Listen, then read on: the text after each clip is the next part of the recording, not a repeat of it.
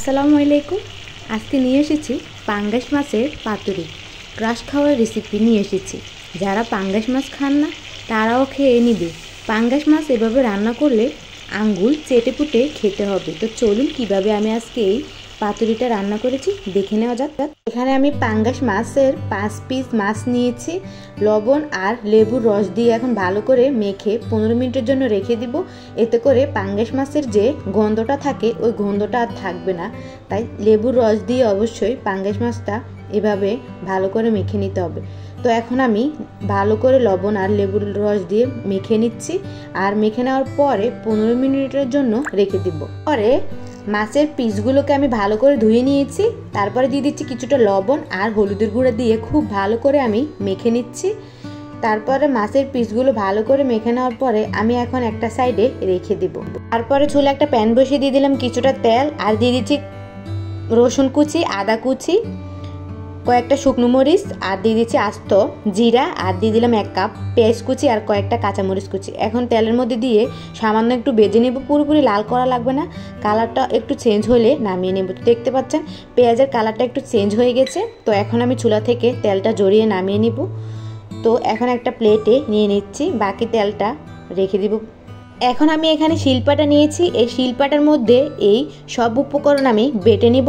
চাইলে ব্লেন্ডারও করা যায়, তবে শিলপাটা বেটে নিলে কিন্তু এর স্বাদটা কিন্তু দ্বিগুণ বাড়িয়ে দেবে। বাটা মশলা যে কোনো তরকারিতে বা যে কোনো কিছুতে দিলে স্বাদ দ্বিগুণ বাড়িয়ে দেয়।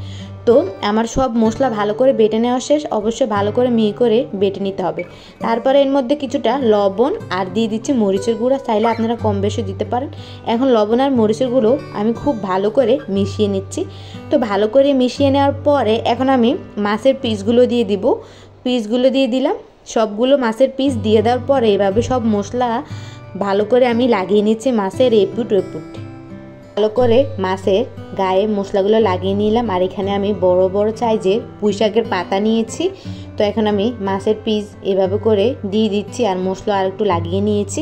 তো দেখতে পাচ্ছেন কিভাবে লাগিয়ে নিচ্ছি, দেখতে থাকুন। তারপরে আরেকটা পুঁইশাকের পাতা দিয়ে দিলাম। এভাবে দিয়ে বটে নিচ্ছি। বটে নিয়ে টুথপিক দিয়ে এভাবে লাগিয়ে দিচ্ছি, তা না হলে কিন্তু ছুটে যেতে পারে পাতাটা। তাই এভাবে টুথপিক দিয়ে লাগিয়ে নিতে হবে। তো আমি এরকম করে সবগুলো মাছের পিস পুঁইশাকের পাতা দিয়ে এভাবে টুথপিক দিয়ে লাগিয়ে নিব। তো দেখতে পাচ্ছেন সবগুলো লাগিয়ে নেওয়া শেষ। এখন আমি এগুলোকে চুলায় নিয়ে যাব ভাজতে। তো দেখতে থাকুন। এখন চুলায় আগে যে তেলটা ছিল ওই তেলের মধ্যে আমি দিয়ে দিব এই পুঁইশাকের পাতার ভিতরে থাকা মাছের পিসগুলো সব।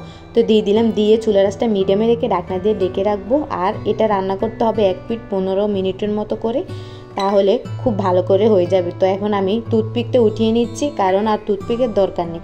তো টুথপিক উঠিয়ে আমি এরকম করে সবগুলো মাছের পিস উঠিয়ে নিব। তো দেখতে পাচ্ছেন আমি একটা একটা করে উঠিয়ে নিচ্ছি আর সবগুলো টুথপিকও খুলে নেওয়া শেষ।